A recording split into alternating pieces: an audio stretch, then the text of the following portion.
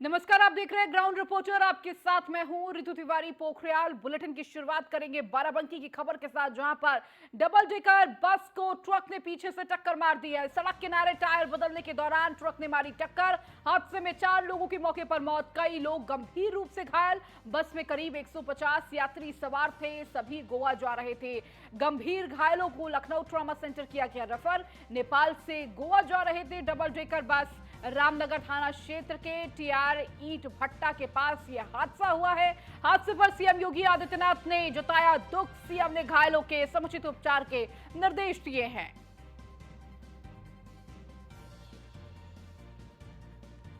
हम लोग गोवा जा रहे थे, नेपाल गुरुग्रिया से गोवा जा रहे हैं हम लोग। तो कैसे हादसा हो गया? हाँ जी, किस तरह बस लड़ गई, कैसे लड़ी बस पता चला? तो उस टाइम में हम लोग को होश में नहीं था, 4-5 आदमी जैसे हो गए और सब लोग इधर उठाने के लिए टाइम लग गया उसमें रात को। बस खड़ी थी आगे? बस पूरी पीछे से पीछे से मारा टावर से, किसने मारा? तरफ से मारा। हम नेपाल से गोवा काम करें। काम करने जा रहे हाँ, काम करें। हैं। इससे पहले भी जा चुके थे? पहले नहीं, फर्स्ट टाइम। कितने लोग थे वहाँ पे? बस में कितने लोग सवार थे? बस में तो सही जना था, सही जना। मतलब बहुत ज़्यादा थे। हाँ, कितने लोग घायल हुए होंगे? घायल तो 15-20। कितने लोगों की मौत हुई है, कुछ पता चला? हाँ, कितने लोगों की मौत हुई है, कुछ पता चला? मौत तो अब चल रहा है, क्या हो पर नहीं है। बाराबंकी के थाना रामनगर क्षेत्र में आज सुबह लगभग 3:30 बजे सड़क के किनारे पंचर पहिया बदल रही एक डबल डेकर बस में पीछे से ट्रक टक्कर, जिसमें लगभग 20-22 लोग घायल हो गए। सभी को स्थानीय पुलिस द्वारा तत्काल अस्पताल भेजा गया। अस्पताल में इलाज के दौरान 4 व्यक्तियों की मृत्यु हो गई। 6 लोगों को ट्रॉमा सेंटर भेजा गया है, बाकी का इलाज चल रहा है। बाकी जिनका इलाज यहाँ कराया जा रहा है वो सामान्य रूप से घायल है। कानून व्यवस्था, यातायात व्यवस्था सामान्य है। बस में लगभग कुल 60 सवारियाँ थीं। बाकी सब लोगों को एक ढाबे पर सुरक्षित रखा गया है और उनको नेपाल भेजे जाने की व्यवस्था की जा रही है। और ज्यादा जानकारी के साथ बाराबंकी से हमारे संवाददाता भोलानाथ रावत हमारे साथ जुड़ चुके हैं। भोलानाथ, अभी क्या कुछ स्थिति वहां पर? आज सुबह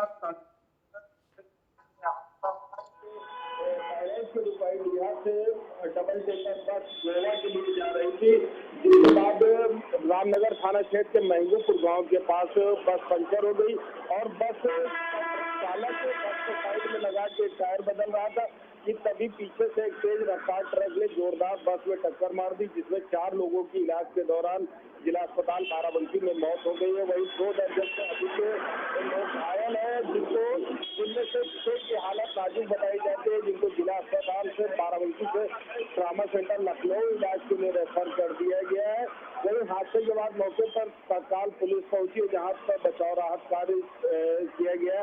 वहीं इलाज को लेकर, संपूर्ण घटना को लेकर मुख्यमंत्री योगी आदित्यनाथ ने भी गहरा दुख जताया है और वही अधिकारियों को घायलों के समुचित इलाज के लिए अधिकारियों को निर्देशित किया गया है। हालांकि घटनास्थल की बात करें तो घटनास्थल जिस प्रकार से हादसा हुआ, बहुत ही दुखद हादसा, भयावह हादसा हुआ था, जिसमें अभी तक 4 लोगों की मौत हो चुकी है। जी ठीक है भोलानाथ, बहुत बहुत शुक्रिया इन तमाम जानकारियों को देने के लिए। और अब बढ़ेंगे आगे। आज और कल 3 जिलों के दौरे पर सीएम योगी आदित्यनाथ हैं। पश्चिम यूपी का सीएम योगी आदित्यनाथ करेंगे दौरा। आज और कल बिजनौर, मुरादाबाद और रामपुर का दौरा करेंगे। आज सीएम योगी सबसे पहले पहुंचेंगे मुरादाबाद, जनप्रतिनिधियों, पदाधिकारियों के साथ बैठक करेंगे। 12 बजे अधिकारियों, जनप्रतिनिधियों के साथ बैठक करेंगे। विकास कार्यों, कानून व्यवस्थाओं की समीक्षा भी करेंगे। तो वहीं प्रधानमंत्री आवासों का निरीक्षण करते हुए नजर आएंगे। लाकड़ी फाजलपुर में निरीक्षण करेंगे सीएम योगी। 3 बजे मैनठेर गौशाला का भी निरीक्षण करेंगे। वहीं लाकड़ी फाजलपुर चार्जिंग स्टेशन का भी निरीक्षण करेंगे, जिसके बाद बिजनौर के लिए वो रवाना हो जाएंगे। करीब 4:10 पर नई पुलिस लाइन बिजनौर पहुंचेंगे सीएम योगी आदित्यनाथ। तो वहीं 4:15 बजे के करीब बदेमालन नदी का निरीक्षण करते हुए नजर आएंगे। तो नदी के पुनर्जीवीकरण के कार्यों का निरीक्षण करेंगे। करीब 4:30 बजे कृषि औद्योगिक विकास प्रदर्शनी का अवलोकन करेंगे। नई पुलिस लाइन में लोकार्पण करेंगे सीएम योगी आदित्यनाथ। 9 नवनिर्मित पुलिस बैरक आवासीय भवनों का लोकार्पण करेंगे, जनसभा को संबोधित करेंगे मुख्यमंत्री योगी आदित्यनाथ। इसके बाद करीब 6:30 बजे कलेक्ट्रेट सभागार का उद्घाटन भी करेंगे और जनप्रतिनिधियों पदाधिकारियों के साथ बैठक करेंगे और बिजनौर में ही रात्रि विश्राम भी करेंगे। तो वही 4 सितंबर को करीब 10:30 बजे निरीक्षण करेंगे भवन का। इसके बाद मेडिकल कॉलेज बिजनौर का निरीक्षण करेंगे। तो उसके बाद करीब 11:30 बजे रामपुर के लिए रवाना हो जाएंगे। निर्माणाधीन आवासीय भवनों का निरीक्षण करेंगे और करीब 12 बजे जनप्रतिनिधियों के साथ रामपुर में बैठक करेंगे। वहीं शिशु गृह का भी निरीक्षण करेंगे, लाभार्थियों से संवाद करेंगे। 1 बजे जनसभा को रामपुर में संबोधित करेंगे।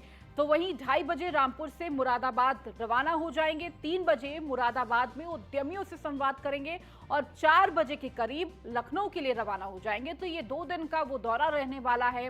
3 जिले होंगे जिसका दौरा सीएम योगी आदित्यनाथ करेंगे। बिजनौर, मुरादाबाद और रामपुर वो जिले हैं जिनका दौरा सीएम योगी आदित्यनाथ करेंगे, जहां तमाम पदाधिकारियों और अधिकारियों के साथ बैठक करेंगे। इसके अलावा लोकार्पण का कार्य है। इसके अलावा समीक्षा बैठक करते हुए नजर आएंगे, विकास कार्यों का जायजा लेते हुए नजर आएंगे और साथ ही साथ परियोजनाओं की सौगात देंगे और जनसभा को भी संबोधित करेंगे।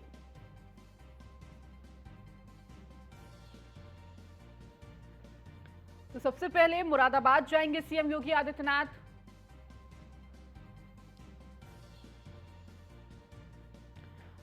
और इसके बाद मुरादाबाद में कई कार्यों की समीक्षा करेंगे प्रदेश के मुखिया। इसके बाद पदाधिकारियों के साथ बैठक करेंगे, कई परियोजनाओं की सौगात देंगे, साथ ही जनसभा को भी संबोधित करेंगे।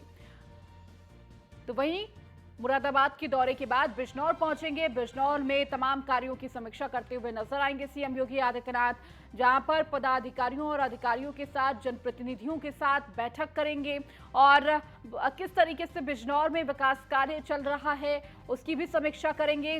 कानून व्यवस्था को लेकर तमाम जानकारी लेंगे, साथ ही साथ जनसभा को भी संबोधित करेंगे। और आपको बता दें कि रात्रि विश्राम भी बिजनौर में ही करेंगे सीएम योगी आदित्यनाथ, जहां इसको लेकर अधिकारी अलर्ट मोड पर हैं, तमाम तैयारियों में जुटे हुए हैं, क्योंकि जब भी सीएम योगी आदित्यनाथ किसी क्षेत्र में दौरे में जाते हैं तो उनके कार्यक्रम का कोई किसी को पता नहीं होता। अधिकारी लगातार अलर्ट मोड पर रहते हैं कि कब सीएम योगी आदित्यनाथ निरीक्षण के लिए निकल जाए, जनता के बीच चले जाए, और अक्सर ऐसी तस्वीर देखने को मिलती है।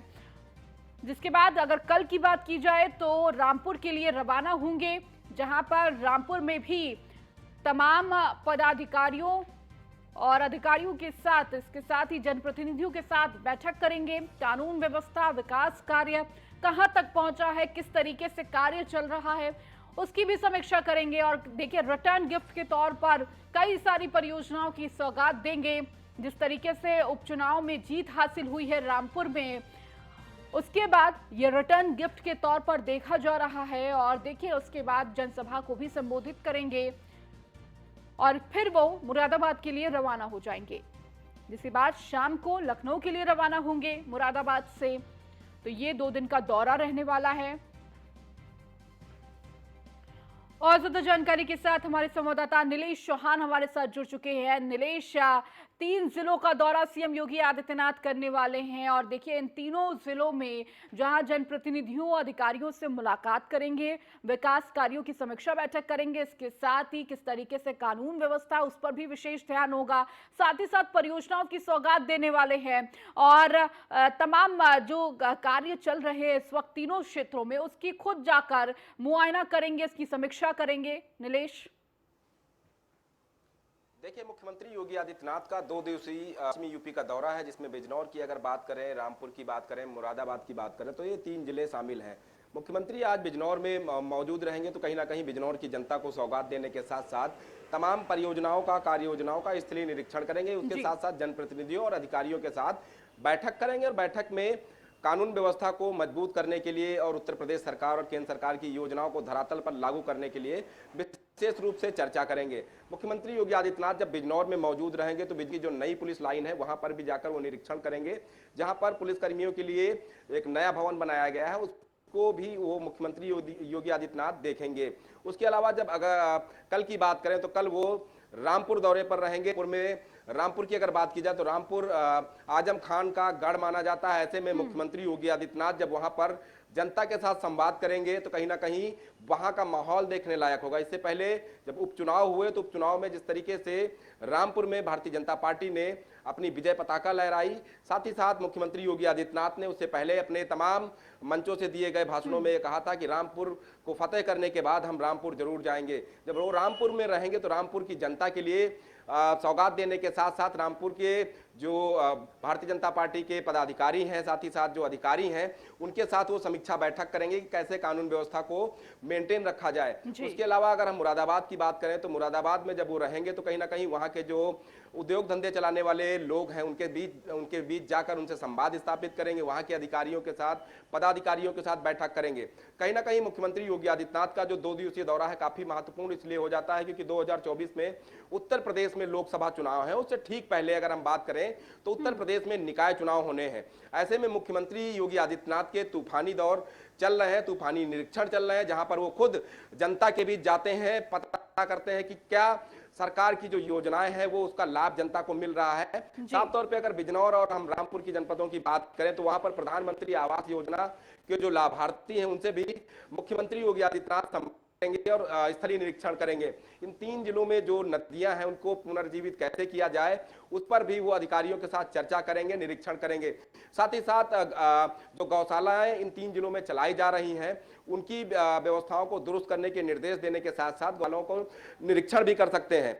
उसके अलावा मुख्यमंत्री योगी आदित्यनाथ का नन्हे मुन्ने बच्चों के साथ जो स्नेह प्रेम की तस्वीरें हम समय समय पर देखते रहते हैं वो इन जिलों में भी देखने को मिल सकती है, क्योंकि जो शिशु है वहां पर जाकर वो जो है मुलाकात करेंगे, उनकी समस्याओं को सुनेंगे, उनको और ज्यादा व्यापक पैमाने पर किस तरीके की व्यवस्थाएं उपलब्ध कराई जाए ताकि उन बच्चों का भविष्य उज्जवल हो सके। तो उन तमाम चीजों को लेकर मुख्यमंत्री योगी आदित्यनाथ का 2 दिवसीय दौरा काफी महत्वपूर्ण हो जाता है। खासतौर पर अगर हम पश्चिमी यूपी की बात करें तो पश्चिमी यूपी में भारतीय जनता पार्टी के तमाम मंत्री निरंतर अपना अपना दौरा करते रहते हैं। जब मुख्यमंत्री का अपना निरीक्षण होता है, दौरा होता है तो कहीं ना कहीं माहौल कुछ अलग दिखाई देता है, क्योंकि मुख्यमंत्री योगी आदित्यनाथ आम जनता से ही संवाद करते हैं, साफ तौर पे उनसे जानने का प्रयास करते हैं कि जो सरकारी योजनाएं हैं, चाहे वो केंद्र सरकार की तरफ से चलाई जा रही हो या उत्तर प्रदेश सरकार की तरफ से चलाई जा रही हो, उनका लाभ आम आदमी को मिल रहा है, आम जनता को मिल रहा है। जो अधिकारी हैं उनकी समस्याओं को लेकर त्वरित कार्रवाई करते हैं कि नहीं करते हैं, उन तमाम चीजों को लेकर जनता से जब फीडबैक लेंगे, जहां कहीं भी कमियां पाई जाएंगी उन अधिकारियों के ऊपर भी कार्रवाई उत्तर प्रदेश सरकार और मुख्यमंत्री योगी आदित्यनाथ की तरफ से की जाएगी। क्योंकि मुख्यमंत्री योगी आदित्यनाथ का हमेशा से प्रयास रहा है कि उत्तर प्रदेश को उत्तम प्रदेश बनाया जाए और उत्तर प्रदेश की जनता को बेहतर सेवाएं मुहैया कराई जाए ताकि उत्तर प्रदेश भी दूसरे प्रदेशों से आगे निकलकर एक अपना जो है इतिहास गढ़े। ऐसे में मुख्यमंत्री योगी आदित्यनाथ का ये जो 2 दिवसीय दौरा है काफी महत्वपूर्ण हो जाता है। बिल्कुल नीलेश, और हमारे साथ मुरादाबाद से इस वक्त एसोसिएट एडिटर ब्रजेश श्रीवास्तव भी जुड़ चुके हैं। उनसे मुरादाबाद में क्या कुछ तैयारियां चल रही हैं उसके बारे में जान लेते हैं। ब्रजेश जी, पश्चिमी यूपी के दौरे पर सीएम योगी आदित्यनाथ है और देखिए पश्चिमी यूपी पर विशेष ध्यान दिया जा रहा है, कहीं ना कहीं विकास की मुख्य धारा से जोड़ने की कोशिश है, कानून व्यवस्था को दुरुस्त करने की कोशिश है और इसके साथ ही आगे आने वाले चाहे वो निकाय चुनाव हो या लोकसभा चुनाव हो उसको लेकर भी मद्देनजर रखते हुए किस तरीके से ये पूरा दौरा देखा जाए।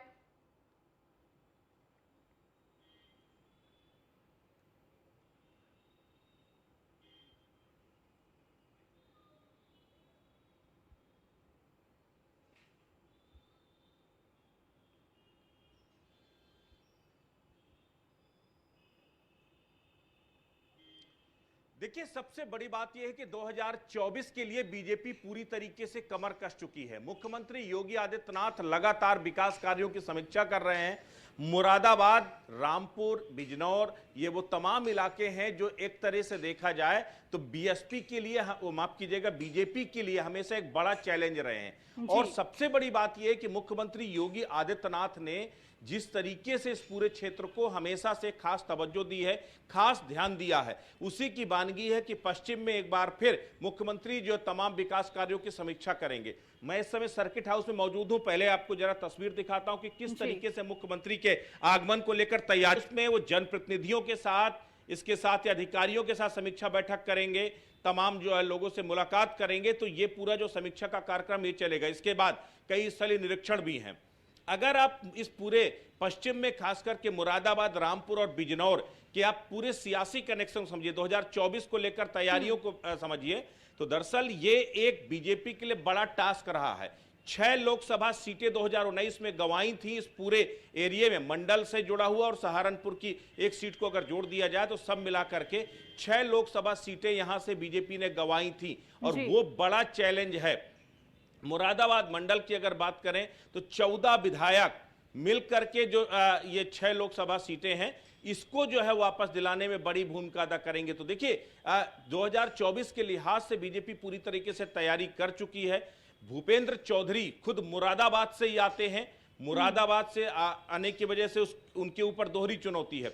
आज भूपेंद्र चौधरी भी मुख्यमंत्री योगी आदित्यनाथ के साथ आ रहे हैं, जो नए नए प्रदेश अध्यक्ष बने हैं। और सबसे बड़ी बात यह है कि बतौर प्रदेश अध्यक्ष भी भूपेंद्र चौधरी का आज पहला आगमन है। यहाँ रोड शो भी होगा, यहाँ पर वो तमाम संगठन से जुड़ी हुई बैठकें भी लेंगे। लेकिन मुख्यमंत्री का जो दौरा है वो बेहद अहम है। तो मुख्यमंत्री के दौरे को लेकर के जो तैयारियां पूरी तरह मुकम्मल की गई हैं। आप मेन गेट से आप देखिए, सिक्योरिटी को आप देखिए, जबरदस्त सुरक्षा घेरा, जबरदस्त सुरक्षा इंतजामात किए गए हैं। सबसे बड़ी बात यह है कि अभी इससे पहले एक शख्स ने जो है मुख्यमंत्री योगी आदित्यनाथ को लेकर धमकी दी थी इसी मुरादाबाद से, जिसकी अभी जो है अभी कुछ घंटों पहले ही उसकी गिरफ्तारी की गई है। तो इसको लेकर के सुरक्षा के और स्ट्रिक्ट इंतजामात किए गए हैं। बगैर चेकिंग के, बगैर पासेस के किसी को भी इस पूरे प्रमाइसेस में एंट्री नहीं दी गई है। तो ये सबसे बड़ी बात यह कि सुरक्षा के चाक चौबंद इंतजामात हैं। जबरदस्त इंतजामातों के बीच में मुख्यमंत्री योगी आदित्यनाथ का आगमन यहां से कुछ देर बाद होगा और 11 बजे मुख्यमंत्री यहां पर पहुंचेंगे। उसके बाद समीक्षा बैठकें करेंगे और समीक्षा बैठकों के बाद स्थलीय निरीक्षण करेंगे। अंकित भी मेरे साथ मौजूद है, मेरे लोकल कॉरेस्पॉन्डेंट है। अंकित, एक चीज ये बताइए, किस तरीके से यहां पर कहां पर जाने का प्लान है मुख्यमंत्री का और क्या क्या कार्यक्रम रहेगा? देखिए, अभी फिलहाल 11:15 बजे करीब मुख्यमंत्री सर्किट हाउस पहुंचेंगे और सर्किट हाउस पहुंचकर प्रतिनिधियों के साथ और यहाँ के जो अधिकारी हैं उनके साथ एक समीक्षा बैठक करेंगे। उसके बाद यहाँ से मैनाठेर के लिए रवाना होंगे, जो कि वहाँ के एक गौशाला है, वहाँ का निरीक्षण किया जाएगा। उसके बाद एक इलेक्ट्रिक वो है चार्जिंग प्लांट है, उसका निरीक्षण किया जाएगा। उसके बाद प्रधानमंत्री आवास योजना, जो कि एक पूरे फ्लैट बनाए गए हैं जहां पे, उसका निरीक्षण करके वहां पे कुछ लोगों को फ्लैट की चाबियां भी दी जाएंगी। जी। अच्छा, सबसे बड़ी बात है भूपेंद्र चौधरी मुरादाबाद से आते हैं, प्रदेश अध्यक्ष उनको बनाया गया है। आज उनका भी पहला आगमन है, मुख्यमंत्री योगी आदित्यनाथ के साथ ही आएंगे। उनके स्वागत के लिए किस तरह से तैयारी की गई? जी बिल्कुल, जैसे कि उत्तर प्रदेश के बीजेपी के जो प्रदेश अध्यक्ष बनाए गए हैं भूपेंद्र चौधरी, उनके लिए यहाँ के कार्यकर्ताओं में बहुत उत्साह देखा जा रहा है। जगह जगह उनके स्वागत की तैयारियां की जा रही हैं। जैसे कि यहाँ चौधरी चरण सिंह चौक है मुरादाबाद में, वहां पे भी उनके स्वागत की तैयारी की जा रही है। हो सकता है उनका रोड शो भी यहीं से निकाला जाएगा। जी बिल्कुल। तो देखिए यहां पर आज चूंकि भूपेंद्र चौधरी भी यहां पर है, मुख्यमंत्री भी यहां पर है, इसलिए न सिर्फ कार्यकर्ताओं में उत्साह है बल्कि इसके साथ ही जो जनप्रतिनिधि हैं वो भी उत्साहित हैं। क्योंकि बतौर प्रदेश अध्यक्ष भूपेंद्र चौधरी पहली बार वो मुरादाबाद आ रहे हैं, अपने गृह जनपद आ रहे हैं। उनके ऊपर एक बड़ी जिम्मेदारी और सबसे बड़ी चुनौती भूपेंद्र चौधरी के लिए यही है। मैं पहले भी कह रहा हूं कि देखिए, मुरादाबाद मंडल की अगर लोकसभा सीटों की बात करें या मुरादाबाद के आसपास की सीटों की बात करें, वहां बीजेपी 2019 में मुंह की खाई थी, वहां पर बीजेपी को नुकसान उठाना पड़ा था। वो एक बड़ी चुनौती है। और जब हम अभी 2 दिन पहले गाजियाबाद भूपेंद्र चौधरी आए थे, तब हम उनसे बात भी कर रहे थे, तो उन्होंने कहा था कि देखिए, जो 16 लोकसभा सीटें थी उसमें 2 तो हमने वापस ले लिया, लेकिन 14 लोकसभा सीटें अभी भी हमारे लिए चैलेंज है और हम उसके लिए रणनीति तैयार करा रहे हैं। और सबसे बड़ी बात यह है, उन 14 में से 5 लोकसभा सीटें, 6 थी, एक रामपुर हमने वापस ले ली, अब बची 5 सीटें। यानी कि भूपेंद्र चौधरी के लिए सबसे बड़ी चुनौती है अपने घर को बचाना, अपने घर को जो है 2024 में जिताना। तो यह दोहरी भूमिका है। इसको लेकर के अब जो है संगठन और सरकार दोनों जो है मुस्तैद हो गए हैं। मुख्यमंत्री योगी आदित्यनाथ लगातार जो है पश्चिम पर अपना ध्यान फोकस कर रहे हैं। बिल्कुल ब्रजेश जी, और देखिए संगठन हो या सरकार हो, दोनों का ही फोकस पश्चिम पर है। और जिस तरीके से ये दौरा है, कहीं ना कहीं अब जब जनसभा को संबोधित करते हुए सीएम योगी आदित्यनाथ नजर आएंगे तो कहीं ना कहीं एक संदेश देने की आगे आने वाले चुनावों में देखने वाली बात होगी क्या कुछ उस जनसभा में कहते हैं। बहुत बहुत शुक्रिया फिलहाल के लिए आप दोनों का, तमाम जानकारी हमसे साझा करने के लिए। बढ़ेंगे आगे। यूपी की सियासत से जुड़ी इस वक्त की बड़ी खबर आपको बता दें, 2024 लोकसभा चुनाव लड़ सकते हैं प्रसपा अध्यक्ष शिवपाल यादव। मैनपुरी सीट से लड़ सकते हैं लोकसभा चुनाव। मुलायम सिंह यादव के मैनपुरी से लड़ने की संभावना कम है। सपा के गढ़ में प्रसपा का हो सकता है बड़ा दांव, तो मैनपुरी सीट से लड़ सकते हैं लोकसभा चुनाव। तो मुलायम सिंह यादव के मैनपुरी से लड़ने की जो संभावना है वो कम लग रही है, तो कहीं ना कहीं सपा के गढ़ में प्रसपा का हो सकता है ये बड़ा दांव। तो 2024 का लोकसभा चुनाव लड़ सकते हैं प्रसपा अध्यक्ष शिवपाल यादव। मैनपुरी सीट से लड़ सकते हैं लोकसभा का चुनाव। मुलायम सिंह यादव के मैनपुरी से लड़ने की संभावना अभी कम मानी जा रही है, और इसी को देखते हुए सपा के गढ़ में प्रसपा का एक बड़ा दांव ये हो सकता है अगर शिवपाल यादव ये चुनाव लड़ते हैं तो।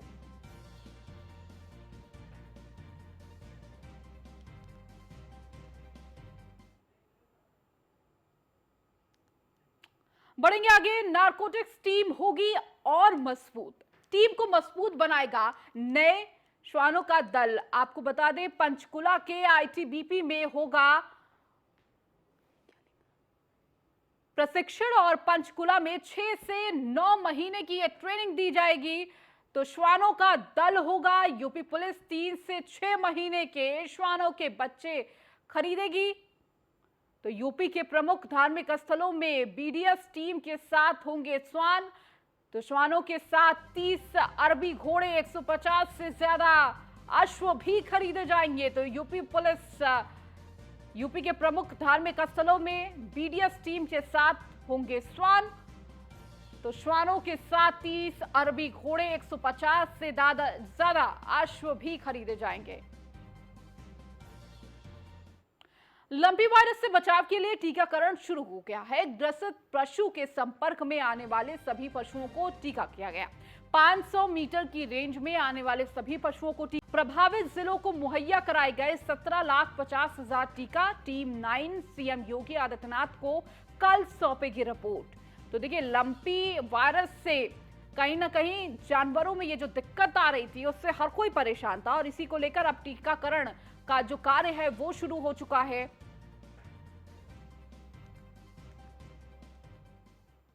और अब खबर ग्रेटर नोएडा से है, जहां झोला छाप डॉक्टरों की लापरवाही से मौत का मामला सामने आया है। महिला की आईवीएफ इलाज के दौरान डॉक्टर की लापरवाही से मौत हुई है।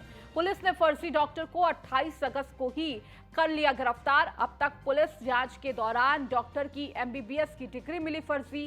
गाजियाबाद की ललिता रावत की इलाज के दौरान हुई थी मौत। 2 महीने से ललिता का प्रेगनेंसी के सेंटर पर चल रहा था उपचार। 19 अगस्त को उपचार के बाद सेंटर पर अचानक बिगड़ती तबीयत। तो महिला की तबीयत बिगड़ने पर यथार्थ अस्पताल में कराया गया भर्ती। महिला की मौत के बाद आईवीएफ सेंटर का एमडी प्रियरंजन गिरफ्तार हुआ है।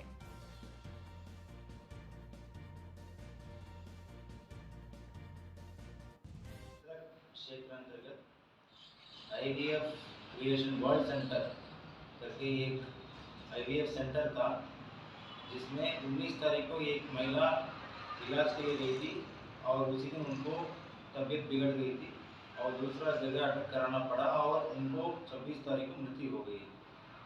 उस केस में एक प्रियरंजन ठाकुर है जो आईवीएफ सेंटर का मालिक है, उनको गिरफ्तार कर जेल भेजा गया था। इन्वेस्टिगेशन का दौरान उनका मेडिकल सर्टिफिकेट्स वेरिफिकेशन करने के लिए अलग अलग जगह भेजा गया था। जो डिग्री सर्टिफिकेट है, उनका MBBS degree certificate Bhupendra Narayan Mandal university Madhepura Bihar को जब वेरीफाई किया गया था वो फर्जी पाया गया है। उसी क्रम में एक अलग से मुकदमा 420-67 का मुकदमा लिखा गया है। विवेचना और ज्यादा जानकारी के साथ ब्यूरो चीफ नोएडा से निशांत शर्मा हमारे साथ जुड़ चुके हैं। निशांत, फर्जी डॉक्टर ने किस तरीके से आईवीएफ का ये इलाज के दौरान महिला की मौत होती है, ये पूरा मामला आया है सामने? हाँ, सामने आया। हालांकि बताया जा रहा है जो आईवीएफ सेंटर है उसके संचालक को गिरफ्तार किया गया है, क्योंकि महिला की मौत हो जाती है इलाज के दौरान और महिला को ब्रेन डेड होता है। जिसकी वजह से महिला की जान चली जाती है। हालांकि जब पुलिस ने इस मामले में इन्वेस्टिगेशन की, स्वास्थ्य विभाग के द्वारा भी इसमें इन्वेस्टिगेशन की जाती है, तो जो आईवीएफ सेंटर का जो मालिक है प्रिय रंजन, जिसका नाम है प्रिय रंजन ठाकुर, उसकी फर्जी डिग्री निकली है, जो एमबीबीएस की एक फर्जी डिग्री निकली है, और जिसके द्वारा वो लगातार उसे संचालित कर रहा था। और जिसके बाद में अब थाना बिसरख पुलिस ने पहले मुकदमा दर्ज किया इस मामले में। उसके पति की शिकायत पर मुकदमा दर्ज किया जाता है और उसके बाद डॉक्टर को जो है गिरफ्तार कर लिया जाता है। लेकिन सबसे बड़ी बात है कि जिस तरीके से एक जीवन बचाने वाला डॉक्टर ही फर्जी शिक्षा लेकर बैठ जाता है, उसके बाद कहीं ना कहीं उसकी जान चली जाती है। अब उस मामले में ये कार्रवाई की गई है, अरेस्ट किया गया है। हालांकि इसमें कई और सदस्य बताए जा रहे हैं जो फरार हैं, इसमें मुलजिम हैं, और उनकी भी पुलिस कह रही है उनको भी जल्दी गिरफ्तार किया जाएगा। ठीक है निशांत, बहुत बहुत शुक्रिया इन तमाम जानकारियों को देने के लिए। चलिए, ग्राउंड रिपोर्टर में फिलहाल इतना ही। बने रहिए न्यूज़ 1 इंडिया के साथ।